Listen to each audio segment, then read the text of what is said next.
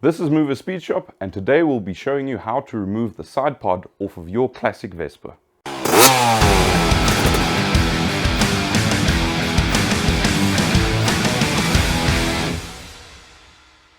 So first you're going to ensure that your seat is unlocked so you can open it. Keep the side pod mounted to the frame till the hook is all the way forward. Keep the pressure on the side pod so that the hook is all the way released. Then you're going to pull the side pod towards you, unhook the spring, swivel the side pod. Do be mindful of the hook in the back. So these 3 points are common on all your classic large frame models, and they locate your front pin goes into the front section here where it makes connection. The top spring hooks onto the top section here, and then the rear hook hooks in to the frame at the bottom.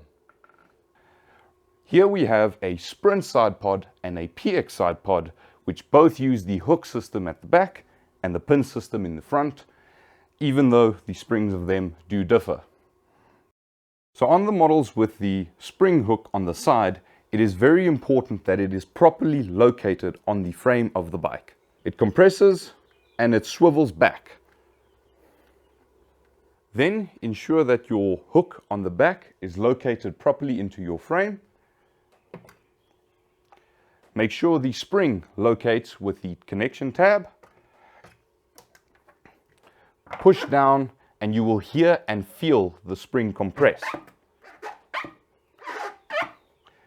Locate your front pin and then attach your hook. Do keep in mind that damaged rubbers and grommets could cause improper fitment of your side pod. This has been Mover Speed Shop.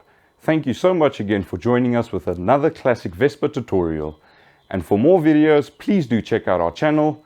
Additional information will be in the description.